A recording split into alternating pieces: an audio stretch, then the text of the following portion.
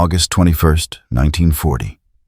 The North Sea, 50 miles east of Aberdeen, Scotland. The black, frigid water churned beneath the fuselage of a German Junkers Ju-88 bomber. Hauptmann Hans-Jürgen Kress gripped the control column. The drone of the twin Jumo 211 engines, a deep, comforting vibration in his chest. Below, the mottled gray hull of a British merchantman, the SS Cairndale, labored through the waves, a dark silhouette against the late afternoon light. This was hunting, pure and simple. The Battle of the Atlantic in its savage infancy. Kress watched the air gunner, Feldwebel Ulrich Brand, traverse the MG-15 machine gun, the Perspex dome spitting in the slipstream. Brand's voice crackled over the intercom, clipped and urgent. "Flak, sir! Off the stern!" A moment later, two black puffs of smoke blossomed violently near the bomber's tail, followed by the metallic thunk-thunk of shrapnel against the armored plating. The merchant ship was armed, a frustrating new reality. Kress swore under his breath and dropped the nose, increasing his dive speed. His target was the main cargo hold. One well-placed bomb would send the Cairndale to the bottom. "Hold her steady, Oberleutnant," Kress ordered his bombardier, lining up the crosshairs. But then, the unthinkable. A high, whining note suddenly pierced the cockpit noise, an alien sound that made Kress's teeth ache. The radio, tuned to a standard weather frequency, wasn't just squawking static. It was screaming an intermittent, rhythmic shriek. The intensity spiked. A painful, audible spike. Just as the Cairndale entered the bomb site. "What is that noise?" the bombardier demanded, his voice thin with alarm. Kress fought the shuddering plane. He felt a sudden, profound disorientation, his focus dissolving under the assault of the sound. He missed his attack window. He hauled the Ju-88 up, engines screaming in protest, narrowly clearing the ship's mast. As he climbed, the noise vanished as suddenly as it had come. He circled, trying to recover his composure. The Cairndale was unscathed. "Gott im Himmel, what was that, Kress?" his observer asked, his voice shaking. "Some new British jamming?" Kress shook his head, staring back at the ship now sailing into the mist. No, it wasn't jamming. It felt personal, like a knife in the ears. "We're returning to base. Log the encounter as disrupted by unexplained sonic interference. This is not over." Unknown to Hauptmann Kress, this disruption had nothing to do with sound. The SS Cairndale was equipped with a prototype, a secret Allied system known only by its laboratory code name, VT Fuse. A clockwork mind of vacuum tubes, coils, and fragile wiring. It was designed to make aerial bombing obsolete. Kress's near miss was the first symptom of a disease that would soon cripple the Luftwaffe's anti-shipping campaign. A silent, electronic revolution conceived in the deepest secrecy, in a place far removed from the cold realities of the Atlantic. The seeds of this countermeasure were planted not by a general, but by a quiet, chain-smoking physicist determined to solve a simple, devastating problem, hitting a fast-moving plane with an artillery shell. The man's name was Dr. Robert Watson Watt, but the true architect of the invention was a brilliant, eccentric American scientist named Dr. Merle Anthony Tuve. Section 1. The Invisible Shield and the American Maverick. The man's name was Dr. Robert Watson Watt, but the true architect of the invention was a brilliant, eccentric American scientist named Dr. Merle Anthony Tuve.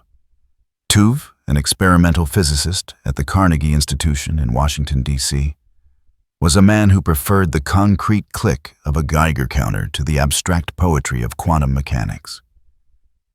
His focus in the pre-war years had been exploring the upper reaches of the atmosphere with radio echoes, the foundational work that had given birth to British radar. But in 1940, with Britain facing the Blitz, Tuve's work pivoted into something far more immediately lethal: proximity. The fundamental failing of anti-aircraft defense was the time fuse. A gunner would track a bomber, estimate its speed and altitude, and then manually set the artillery shell's internal timer, usually in fractions of a second. If the shell detonated even 100 feet too far from the target, the shrapnel dissipated harmlessly in the void. A direct hit was a statistical anomaly. A near miss was a waste of powder. Tuve's idea was audacious.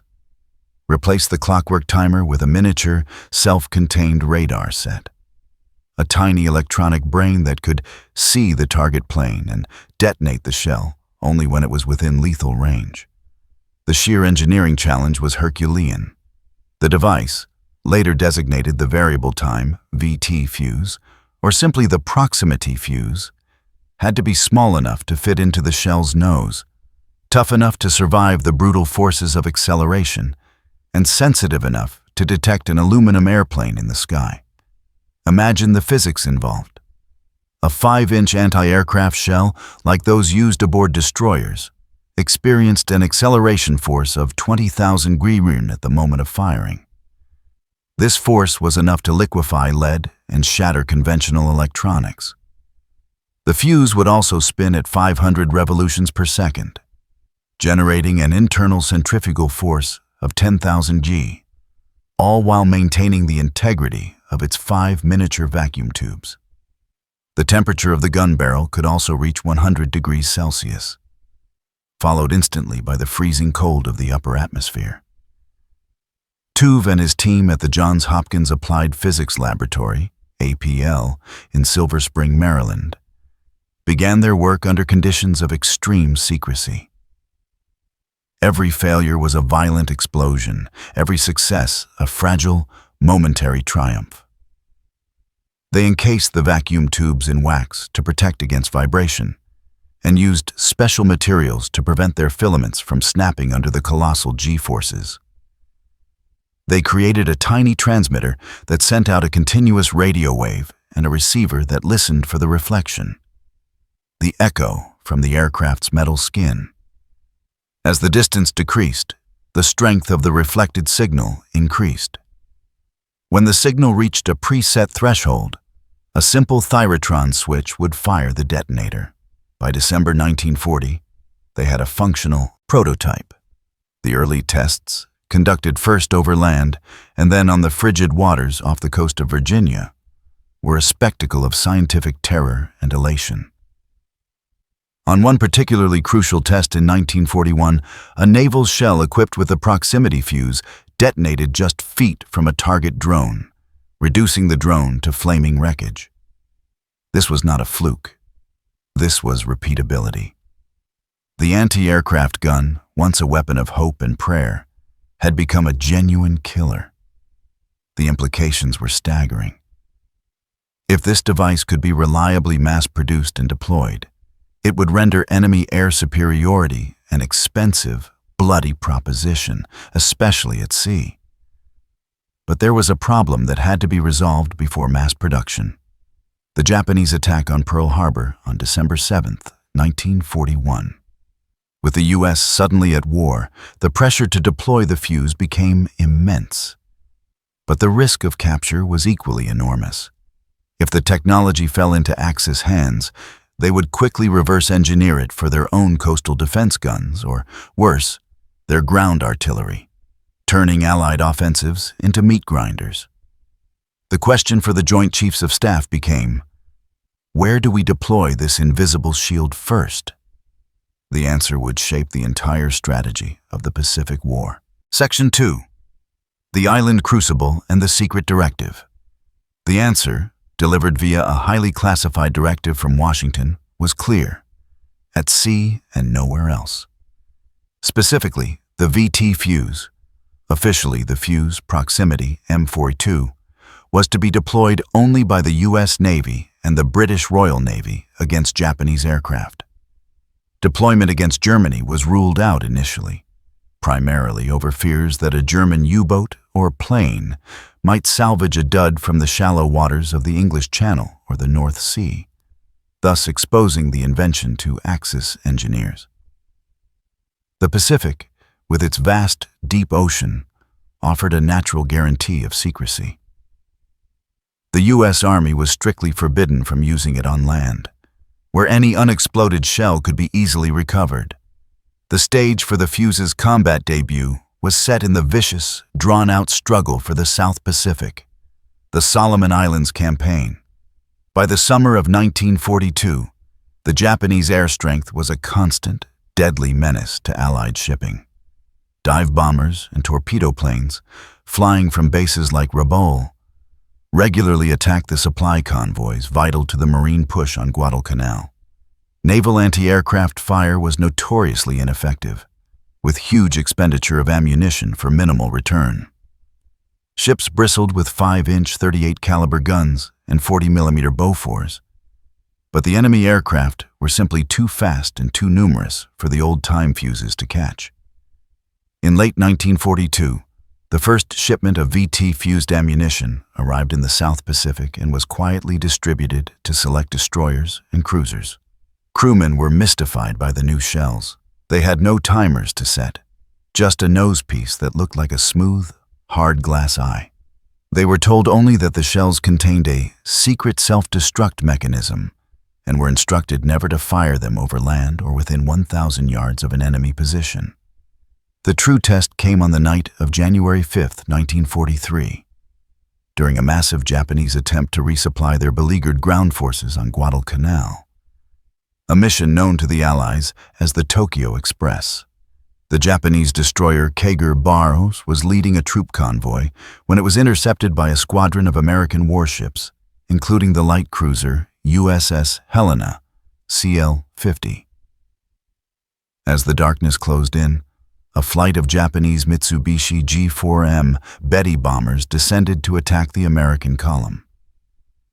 On the bridge of the Helena, Captain Cecil L. Wilson watched the radar operator point out the incoming contacts. A classic torpedo attack formation. The 5-ounce $38 batteries opened fire, the usual starbursts of timed flak blossoming far behind the swift Japanese planes. But this time was different. Suddenly, a Betty bomber, flying low over the water, exploded, not when hit, but as the shell streaked past its wingtip. A second later, another bomber burst into flames as an invisible electronic eye triggered the charge just 3 feet from its engine. The effect was horrifyingly decisive.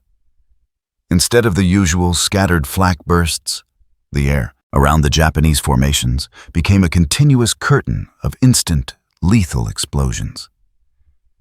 The shells seemed to have a mind of their own, seeking out the metallic skin of the enemy planes.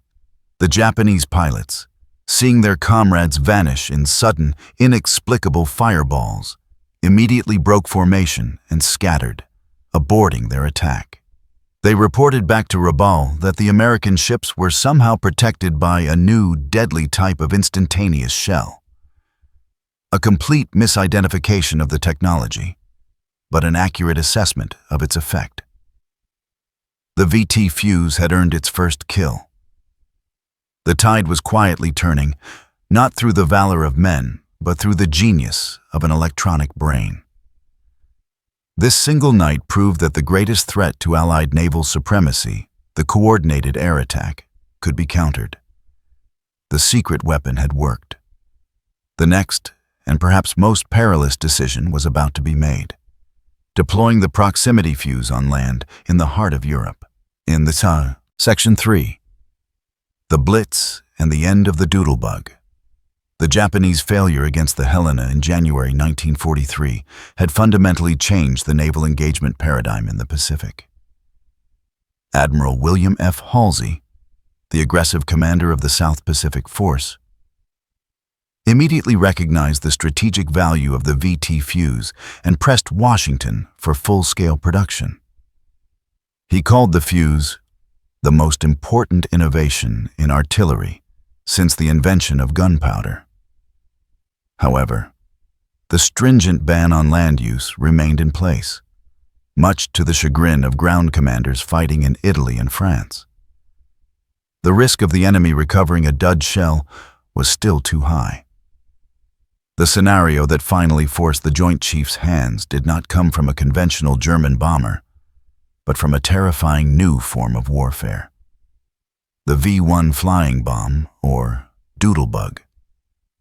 The V-1 offensive began on June 13, 1944, just 1 week after the Allied landings in Normandy. Launched from sites across the Pas-de-Calais coast, these pulse-jet-powered, unpiloted bombs streamed across the English Channel, aimed squarely at London.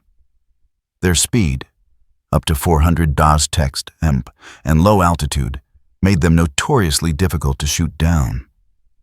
The warhead contained 1,870 pounds of high explosive, and their unpredictable trajectory meant that when a doodlebug finally ran out of fuel, it simply plunged into a city neighborhood.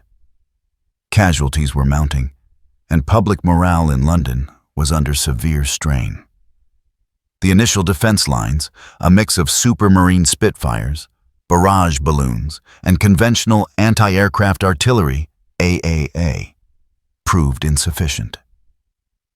The fighters were often too slow to catch the V-1s, and the AAA gunners, still relying on the obsolete time fuses, were achieving an abysmal kill rate. Their flak bursts were simply too late to intercept the tiny, fast-moving target.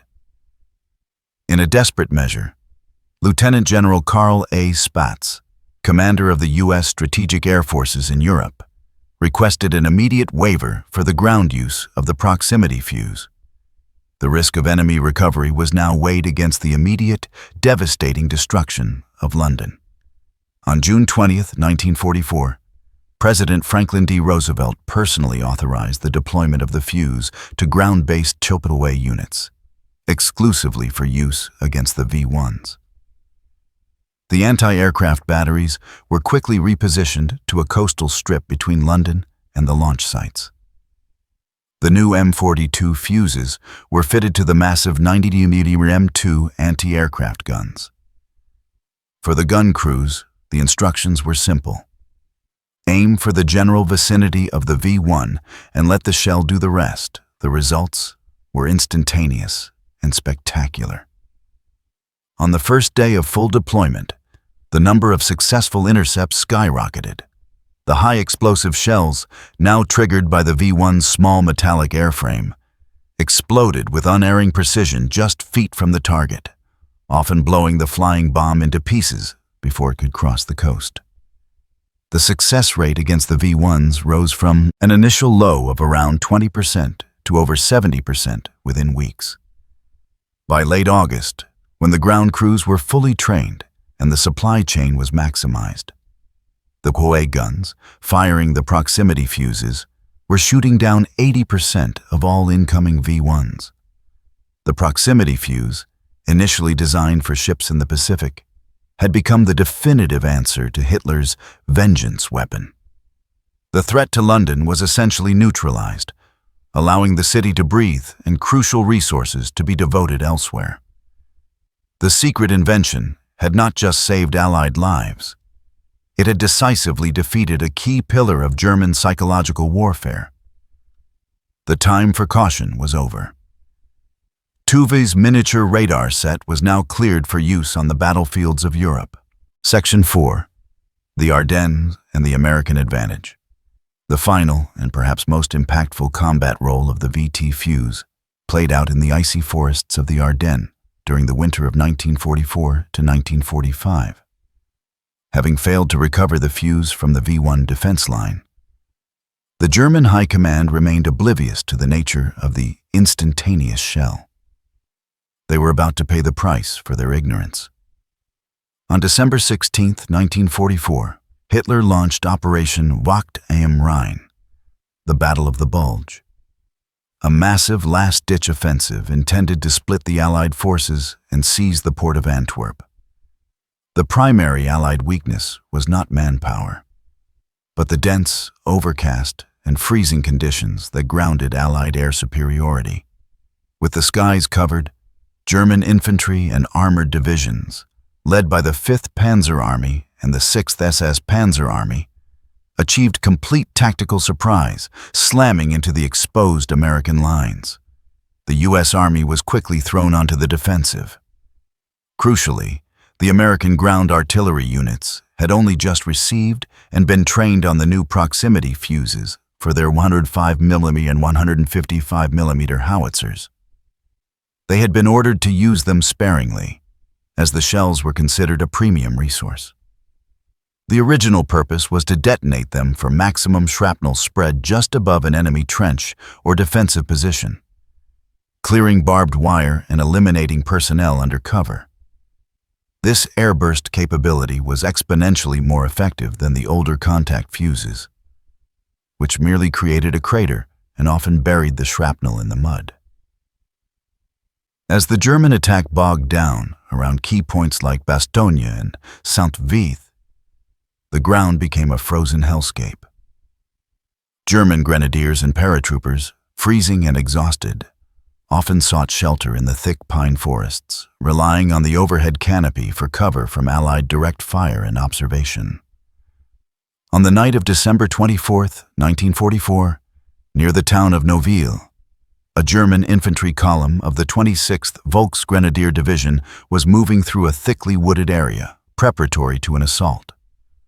Captain John O. Tiller of the 333rd Field Artillery Battalion ordered his guns to open fire with the new ammunition. "Fuses set to VT. Fire for effect," Tiller screamed into the phone. The first volley of 105mm shells hissed into the night sky. Instead of burying themselves harmlessly in the frozen mud or exploding on contact with a low-hanging branch, the VT fuses, triggered by the massive cluster of water and wood, detonated high above the German troops. The effect was devastating. The airbursts sprayed a cone of white-hot shrapnel down into the forest floor, bypassing the canopy and exploding right above the heads of the advancing German soldiers. Men who thought they were protected by overhead cover suddenly found themselves utterly exposed to an inferno of metal fragments. Casualties in that first exchange were enormous. The Germans were stunned. Their reports spoke of invisible artillery and shells that explode in the trees with no impact, a phenomenon they dubbed tree bursts. They had no defense against it. The VT fuse had completely negated the tactical advantage of overhead cover and foxholes, effectively turning the European battlefield on its head. During the Battle of the Bulge, the use of the proximity fuse helped artillery units shatter key German concentrations, break up supply columns, and inflict disproportionately high casualties, especially on infantry. This capability was a vital component in slowing the momentum of the German offensive until the weather finally cleared, allowing Allied air power to return. The brilliance of Dr. Merle Antony Tuve's small, electronic miracle had now saved the Allied fleets in the Pacific, shielded London from the terror of the V1, and ultimately helped stem the tide of the Wehrmacht's last major offensive on the Western Front. The scientist had indeed saved the Allied armies, a fact recognized only by a handful of men at the highest levels of command.